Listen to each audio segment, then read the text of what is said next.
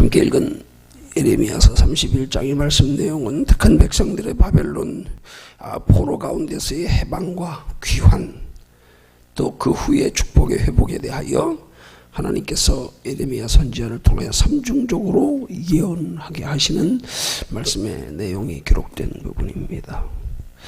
오늘 본문의 6절에서 보면 하나님께서 예레미야 선지자를 통하여 말씀하기를 에브라임 산에서 파수꾼이 외치는 날이 있을 것이라. 이르기를 너희는 일어나라 우리가 시온에 올라가서 우리 하나님 여호와께로 나아가자 하리라 하는 말씀이 나옵니다. 여기에 에브라임은 곧 택한 이스라엘 백성들을 표현하는 말입니다. 우리가 서로 올라가서 시온에 올라가서 우리 하나님 여호와께로 나아가자라고 하는 말은 그들이 하나님을 섬기는 것, 곧 이스라엘 백성들이 신앙이 회복돼서 다시 하나님과의 복된 관계를 회복하게 될 것임을 예언적으로 하는 말씀의 내용입니다. 성경을 보면 하나님께서는 이스라엘 백성들 혹은 하나님의 큰 백성들이 하나님을 잘 섬기기만 하면 그들에게 하나님은 형통의 복과 번영의 복, 더하여 영원한 생명의 복을 우리에게 베풀어 주실 것임을 거듭 약속하시는 말씀이 이게 성경적인 복음의 전체적인 내용입니다. 예수 그리스도가 복음의 핵심이라고 하죠. 그럼 예수 그리스도가 복음의 핵심은 뭡니까? 예수 그리스도 자체가 아니라 예수 그리스도를 통하여 우리에게 주실 복을 말씀하고자 하는 거란 말이에요. 예수 그리스도 안에서 우리가 누리게 될 복. 그게 이 땅에서는 하나님의 인도와 보호와 축복의 복이고요. 평안의 복이고요. 하나님의 나라에서는 영원한 복, 영원한 생명의 복, 영원한 행복의 복. 그러니까 성경의 하나님의 약속의 말씀은 한마디로 그래서 복음이라 그러는 거예요. 복된 소식. 복음이 복음되게 하시려고 우리에게 보내신 분이 예수 그리스도란 말이에요. 그러니까 하나님이 예수 그리스도를 우리에게 보내심의 궁극적인 목적은 한마디로 복 주시려고 합니다. 복 주시려고. 어떤 복 주시려고요? 가장 궁극적으로 가장 중요한 축복의 초점은 영원한 생명의 복. 그래서 그 영원한 생명의 복을 누리는 과정에서 그 영원한 생명의 복을 누리며 준비하는 데 부족함이 없도록 이 땅에 사는 날 동안에도 육신의 복과 함께 우리의 심령의 평안의 복. 이 전부 하나님의, 그래서 하나님의 축복, 그게 한마디로 복음인 거예요.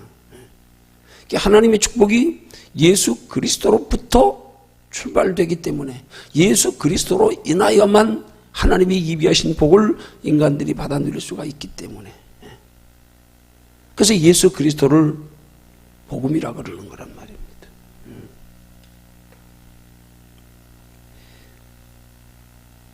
그런 하나님께서 우리에게 주시는 이런 세 가지 복이요.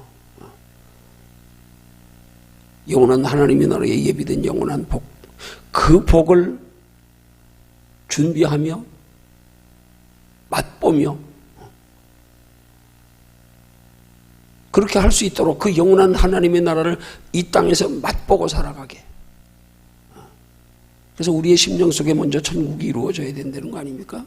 여기서 맛을 보고 나면 당연히 하나님 나라의 소망이 생기는 거예요. 여기서 맛을 보지 않으면 하나님 나라의 소망 안 생깁니다. 왜? 맛을 모르니까. 그 예수 믿는 사람들이 정말 하나님 나라의 영원한 소망을 두고 살아간다는 것은 곧 이 땅에서 주시는 하나님의 복을 맛보았다는 증거예요. 예수 믿고 나니까 여기 평안이 있어. 예수 믿고 나니까 우리의 삶 속에서 때를 따라 하나님이 베풀어 주시는 은혜와 축복들이 있어. 필요를 따라서 채워주시는 게 있어. 이 땅에서 하나님의 살아계심이 체험되어져, 믿어져. 맛보아야 하나님 나라의 소망이 생기는 거예요. 그 하나님의 나라를 맛보아야 영원한 복을 여기서 이 땅에서 맛보아야, 그래야 우리가 갈수록 신앙이 더하여지고, 맛본 것 때문에 하나님의 나라에 대한 소망이 더 큰 걸 알기 때문에 여기 머물지 않게 된단 말입니다.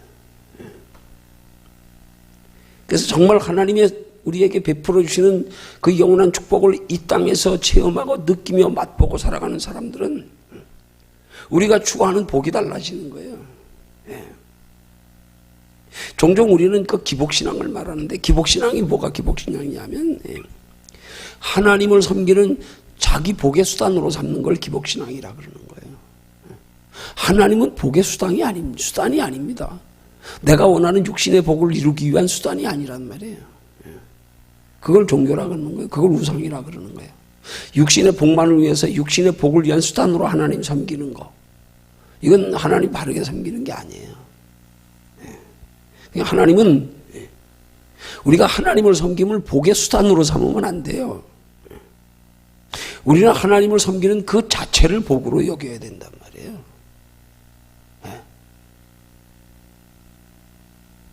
그럴 때 우리에게 하나님의 복이 임하는 거예요. 그럴 때 우리에게 임하는 복이 세 가지 복이란 말입니다.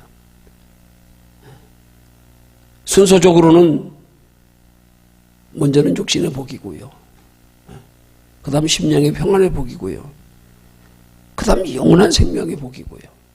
영원한 칭찬 상급과 멸류관의 복이고요. 그러니까 하나님은 우리에게 복 주심에 이런 우리 과정 순서를 우리가 잘 알아야 돼요.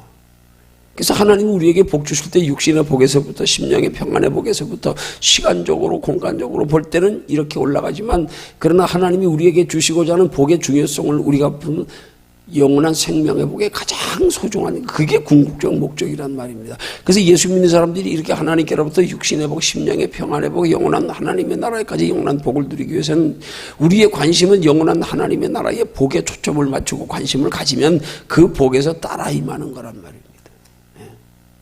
그래서 그런 우리 축복의 원리를 바로 알고 하나님을 섬겨야 우리가 하나님을 제대로 섬길 수 있는 거예요.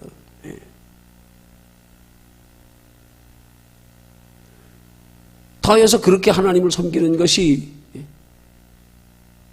그렇게 하나님께로부터 예비된 복을 받아 누리는 것이 우리 인생을 가장 쉽고 편하고 행복하게 사는 길이란 말입니다. 한마디로 말하면 하나님이 인간을 창조하신 목적대로 순리대로 사는 거,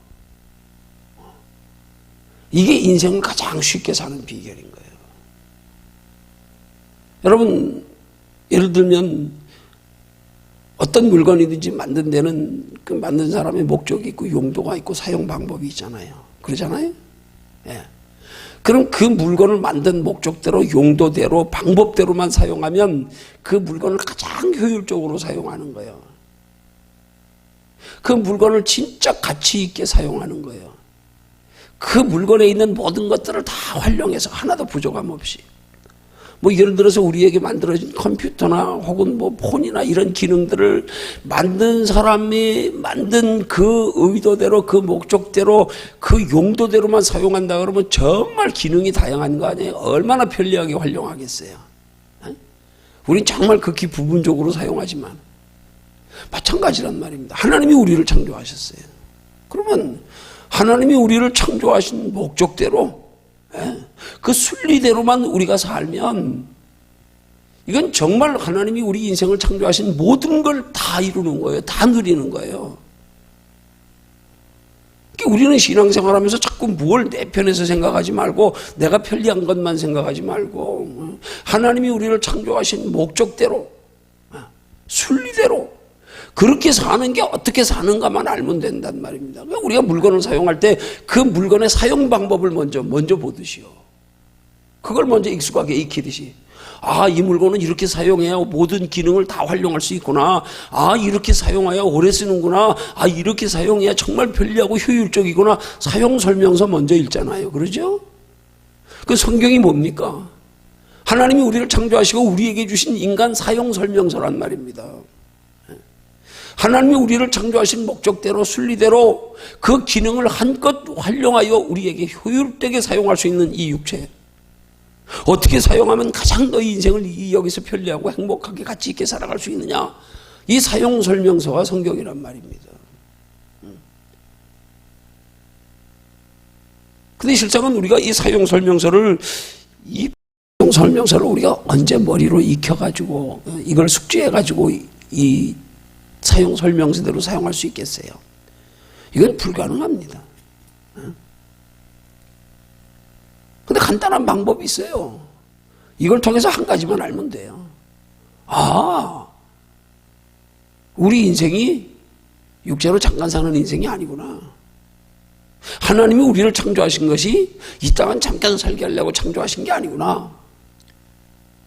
하나님이 우리를 창조하신 하나님의 형상은 육체가 아니구나. 영혼이구나.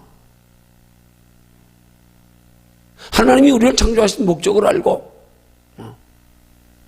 하나님이 우리를 창조하신 우리 형상의 본질이 뭔지를 알고, 그래서 내가 어떻게 살아야 되는지를 알고, 그러니까 그 어떻게 살아야 한다는 게 구체적으로 사용 설명서를 말하는 게 아니라, 아, 우린 영원한 생명을 위해서 사는 거구나. 거길 목적으로 사는 거구나. 그것까지만 알면 돼요. 쉽게 말하면. 그게 정말로 우리가 하나님의 존재의식만 바로 심어지고 나서 그렇게 살 수 있는 것이 내 힘으로 되는 게 아니라 하나님 안에서만 가능하다는 사실. 내게 능력 주시는 하나님 안에서만 가능하다는 사실. 이것만 우리가 알고 나서 전적으로 우리 소망을 하나님께 두고, 어린아이가 부모 의지하듯 전적으로 하나님만 의지하며 하나님 소중히 여기며 사랑하며 살아가면 그때그때 하나님이 인도하시고 알려주시고 깨닫게 하신단 말이에요. 하나님이 우리에게 이 사용설명을 주시면서 우리에게 주시는 말씀이, 야, 너희가 이게 사용설명서대로 살려는 너 이거 못 살아. 너무 복잡해. 그러나 간단해. 이 너희를 창조하신 하나님만 알면 돼. 하나님만 의지하면 돼. 하나님께 소망 두기만 하면 돼. 응? 그러면 하나님이 그때그때 가르쳐 주신다. 그래서 하나님이 우리의 인생 사용 설명서대로 주신 성경 말씀을 우리가 이걸 다 숙지해서 살아갈 수 없기 때문에 하나님이 우리에게 주신 방법이 뭐예요? 우리를 창조하신 하나님이, 이 말씀이신 하나님이 내 속에 계신다는 사실이에요. 너희 몸이 하나님의 거룩한 성전인 것을 모르느냐? 여기 계신다니까요. 아니요, 물건을 만든 사람이, 컴퓨터를 만든 사람이 나와 항상 동행하고 있다 그러면 내가 뭐 컴퓨터 사용 방법을 숙지할 필요가 뭐 있어요? 옆에 늘 같이 있는데, 필요할 때 물으면 되잖아요. 필요할 때 해달라 그러면 되잖아요. 똑같은 원리 아니에요? 하나님이 우리에게 인생 사용 설명서를 주셨어요. 그게 구약성경, 신약성경이에요. 얼마나 복잡합니까? 얼마나 방대한 내용입니까? 이걸 어떻게 우리가 다 숙지합니까? 근데 이 사용 설명서를 우리를 지으시고 사용 설명서를 주시는 하나님이 내 안에 계세요. 그때그때 의지하고 물어보면 돼요. 하나님만 사랑하고 소중히 여기면 된단 말이에요. 근데 우린 자꾸 우리 머리로, 우리 인격으로, 우리 성품으로, 우리 의지로, 우리 노력으로, 그거 얼마나 어리석은 거예요. 아니, 폰을 만든 사람이 내 옆에 있는데 내가 그 폰 가지고 사용 설명서 볼 때마다 날마다 뒤져보고 뭐하고 이거 못해가지고 시킬거리고 앉았으면 얼마나 답답한 거냐고요. 옆에 폰 만든 사람이 있어요. 뭘 내 힘으로 하면 뭘 얼마나 한다고요. 응? 정말 말 그대로 하나님만 우리 안에 모시고 살아가면, 그러니까 그렇게 하나님만 우리 안에 모시고 살아가는 삶을 복잡하게 이렇게 머리로 깊이 하려고 하는 게 아니라 어린아이 같은 믿음 가져. 보호자가 항상 네 곁에 있잖아. 어린아이는 부모가 항상 돌보잖아요. 우리 곁에 하나님 계신다. 늘 하나님 의지해. 하나님께만 소망 두고 살아. 하나님을 네 인생의 가장 소중한 존재로만 여겨. 그러면 끝났어요. 그럼 그때그때 하나님이 인도해 가신다니까. 잘못된 건 고쳐가시고, 잘못돼서 해로울 건 미리 잘못하지 못하게 막으시고, 때로는 잘못하는 걸 통해서라도 우리로 더 하나님을 소중히 여기며 믿음의 성숙한 사람이 되어가기 위해 필요할 때는 일부러 잘못하는 것도 옆에 계시면서도 함께 하시면서도 내어버려 두어주시기도 하고. 왜? 그래야 더 하나님을 소중히 알고 더 사랑하게 될 테니까, 더 의지하게 될 테니까. 그때그때 하나님이 알아서, 연약함으로 죄 짓는 것까지도 이것 때문에 저 영혼에 치명적인 해가 될 때는 죄조차도 하나님이 짓지 못하도록 막으신다는 사실 아십니까?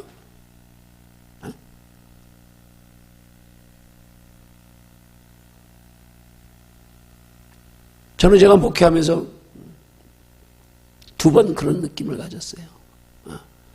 내 의령 꼴짝에서 떠나올 때요.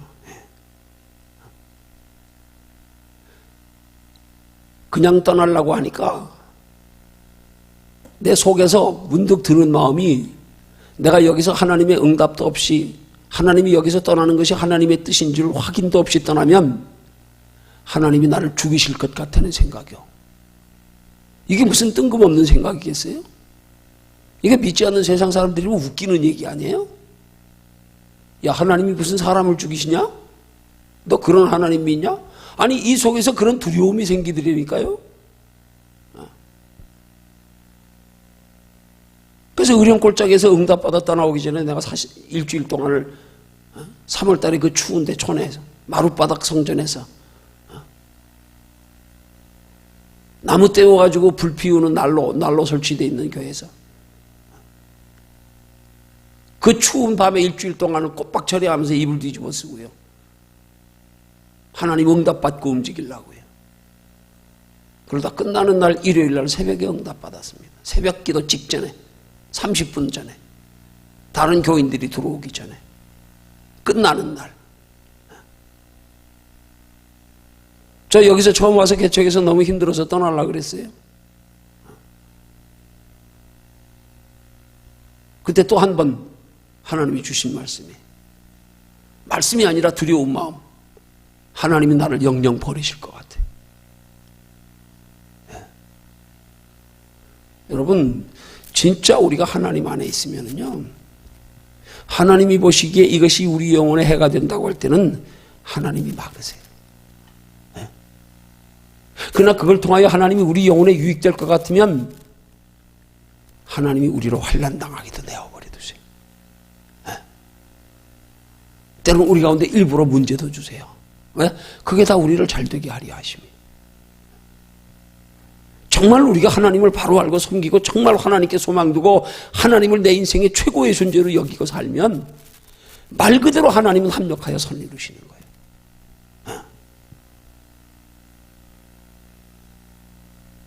하나님이 우리를 인도해 가시면 철저하게 영혼 중심입니다. 그것으로 내 영혼에 유익이 될 것 같으면 죽지 않을 때까지 때리시기도 해요. 왜? 그게 그를 잘되게 하는 길이기 때문에. 여러분, 우리 자식이 잘 될 수만 있다 그러면 부모가 안 그러겠어요? 쟤를 내가 매일 하루에 그냥 종아리를 매일 때려야 걔가 진짜 이 다음에 훌륭한 사람 되려면 매일 부모가 울면서라도 때릴걸? 왜요? 뭘 사랑하는 거냐고요, 자식이요. 부모가 자식 사랑하는 게 어떤 사랑이에요? 그냥 자식이기 때문에 사랑하는 거예요?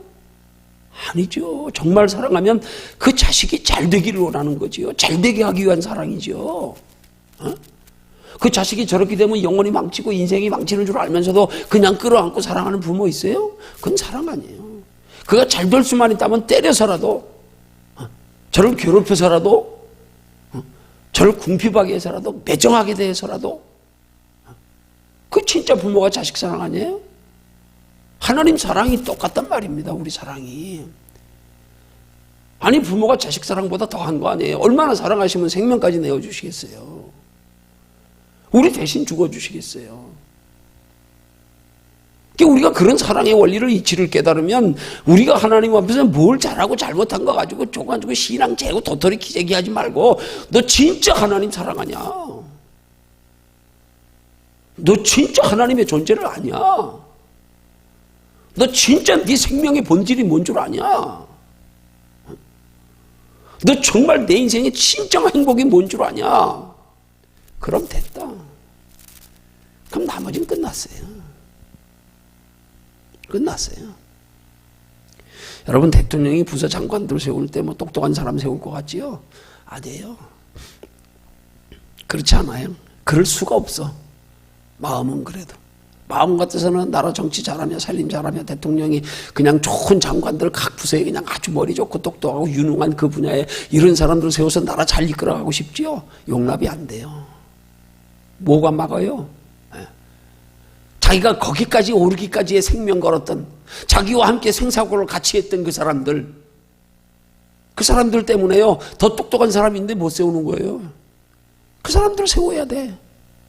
알면서도. 왜? 쟤 나하고 생명 걸었잖아. 응? 갈 수 없이 그 사람들 세우는 거예요. 그러니까 나라가 이렇게 되는 거예요. 공적으로 하면 정말로 그 분야에 전문가 잘할 수 있는 사람을 저 인정을 떠나서 세워야죠. 인정을 떠나서. 안 그래요? 근데 그렇게 안 세우잖아요. 나하고 함께 생명 걸었던 사람들. 그 사람들 챙겨주느라고 한 자리씩 앉혀주느라고. 알아요. 전문가 아닌 것도 알아. 뭐 국방 예산인가 뭐 잠깐 하는데 보니까요. 국회의원들이 나중에 답답하고 화가 나가지고 그 자리에서 한숨을 푹푹 쉬더라고요. 저런 사람을 경제부의 부의 책임자로 세워놨으니 나라가 이 모양이냐고 막. 그런 기본적인 것도 모르면서 어떻게 나라 살림을 하냐고 막 그냥 열이 나가지고 역 씩씩거려가면 나중에 막 한숨을 다십니다. 아휴, 이게 뭐냐 도대체 이게. 당신이 나라 살림 맡은 사람이냐. 그런 기본도 공식도 모르는 사람이 어떻게 나라 살림을 하냐고요. 왜 그랬겠어요? 왜 그런 사람 세웠겠어요? 나하고 생명 걸었기 때문에. 그게 더 먼저예요. 여러분 비유가 좀 언짢을지 모르지만 좀 적절하지 못할지 모르지만 우리 하나님 앞에 생명 걸고 나면요. 진짜 하나님이 어떤 분인 줄 알고 내 인생을 가장 행복하게 살아갈 수 있는 비결이 뭔 줄 알고 내 생명의 본질이 뭔 줄 알고 정말 하나님 한 분 의지하고 소망두고 만족하며 우리의 관심이 육체에 있지 않고 영혼의 만족이 영혼의 관심을 가지고 살아가는 신앙이 되면 그때부터 우리 살아가는 육체는요 그건 아무것도 아닙니다. 그럼 혹시 어떤 사람은 그럴지 몰라. 그럼 막 살아도 된다는 얘기니? 아니요. 그 정도 되면 막 살도록 우리 마음을 우리 마음대로 하게 하나님 두질 않아요. 그걸 빌립보서 2장 13절에 하는 말씀에도 포함되어 있는 거예요. 너희 속에서 행하시는 이가 하나님이시다. 그때는 하나님이 우리 속에서 행하셔요. 그렇게 막 살 마음을 우리 속에 용납을 안 하세요. 하나님이. 왜? 마음과 생각을 하나님이 다스려 주장하시니까. 얼만큼이요? 내 마음이 하나님을 향하는 만큼, 소중히 여기는 만큼, 사랑하는 만큼. 그래서 그 정도 되면 내가 하나님의 뜻대로 살지 못하는 것도 하나님의 은혜예요. 그것도 하나님의 허락하심이야. 그것이 정말로 내 영혼에 해가 되면 하나님 그렇게 안 두어. 때려서라도 돌이켜. 그렇게 둘 땐 하나님 보시기엔 거기도 뜻이 있어. 그런 하나님의 깊은 섭리를 깨달아 알면요 그때부터 인생 사는 게 쉬워져요. 정말 쉬워져요. 그렇다고 방종이 아니에요. 왜요? 방종하게 두질 않아요. 하나님이 원치 않으시던 여기서 벌써 느낌이 있는데요 불안해요. 마음이 변치 않아요. 결정적인 때요 정말 두려운 마음이 확 들고요 진짜 하나님이 그 정도 되면 마음도 다스려 주장하세요. 그래서 우리 인생은 하나님의 형상으로 창조되어졌기 때문에 우리 인생의 순리대로 사는 것이 얼마나 우리 인생을 행복하게 산다는 사실만 알고 하나님이 우리를 창조하신 목적대로 순리대로 살기만 있으면 돼요. 그렇게 살기 위해서 성경을 이론적으로 지식적으로 그렇게 머리로 복잡하게 알라 그럴 게 아니라 이 말씀을 통하여 더욱 하나님의 소중함을 느끼고 의식해서 이 속에서 하나님을 향한 믿음의 마음의 간절함과 소중함에 대한 인식, 가치인식, 하나님을 사랑할 수 있는 마음을 키워가기 위한 게 우리가 말씀을 배우는 목적이지요. 말씀을 듣는 목적이지요. 이거 지식적으로 암기하려고 배우는 거 아니에요.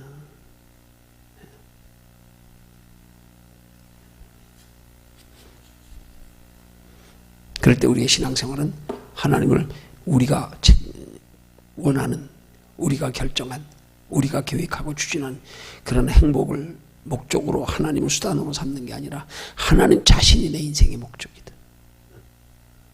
하나님 자신이 내 인생의 행복의 주인이다. 하나님만 붙들고 하나님만 소중히 여기며 하나님만 사랑하면 된다. 그렇게 하나님 소중히 여기며 사랑할 수 있는 믿음을 키워갈 수 있는 저와 여러분들 되기를 주님의 이름으로 축원합니다.